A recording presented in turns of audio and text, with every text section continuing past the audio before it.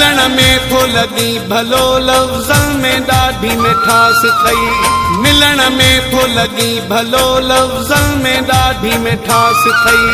ना कुनियत में पालियो थी, ना कुनियत में पालियो थी, ऐं अंदर में राका सुथी, राका सुथी, राका सुथी। मिलण में थो लगी भलो लफ्ज़न में ॾाढी मिठास थई। मिलण में थो लगी भलो लफ्ज़न में ॾाढी मिठास थई।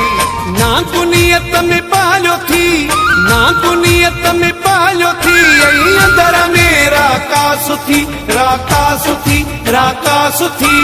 मिलण में थो लगी भलो लफ्ज़न में ॾाढी मिठास थई। मिलण में थो लगी भलो लफ्ज़न में ॾाढी मिठास थई।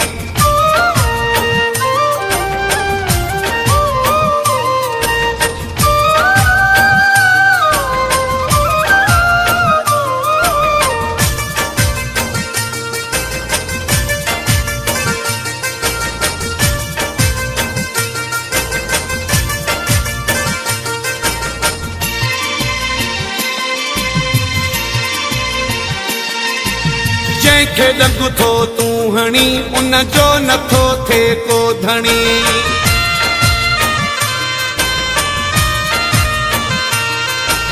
जंहिंखे ॾंग थो तूं हणी, उन जो नथो थिए को धणी।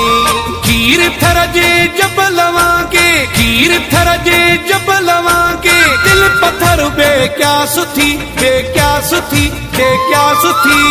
मिलण में थो लगी भलो लफ्ज़न में ॾाढी मिठास थई। मिलण में थो लगी भलो लफ्ज़न में ॾाढी मिठास थई। ना कुनियत में पालियो थी, ना कुनियत में पालियो थी, ऐं अंदर में राका सुथी, राका सुथी, राका सुथी। मिलण में थो लगी भलो लफ्ज़न में ॾाढी मिठास थई। मिलण में थो लगी भलो लफ्ज़न में ॾाढी मिठास थई।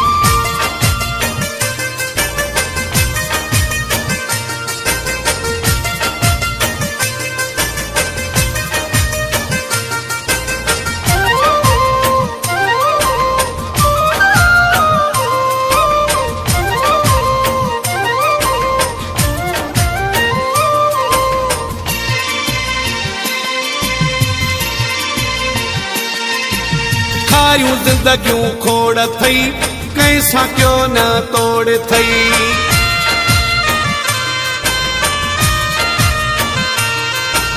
खायूं ज़िंदगियूं खोड़ थई, कंहिंसां क्यों न तोड़ थई।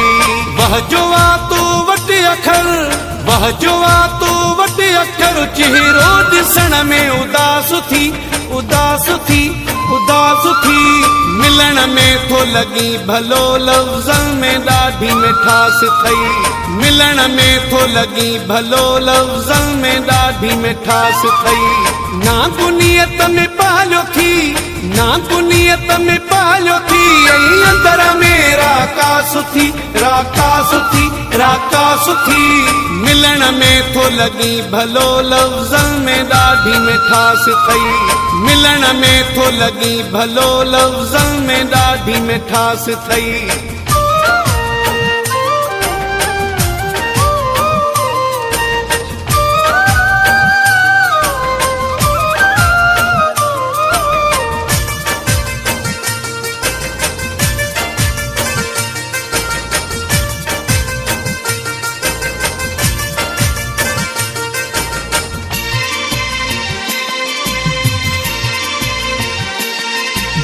कई सूमर तो बाज़ारी, मकुरानी रखंदो न यारी।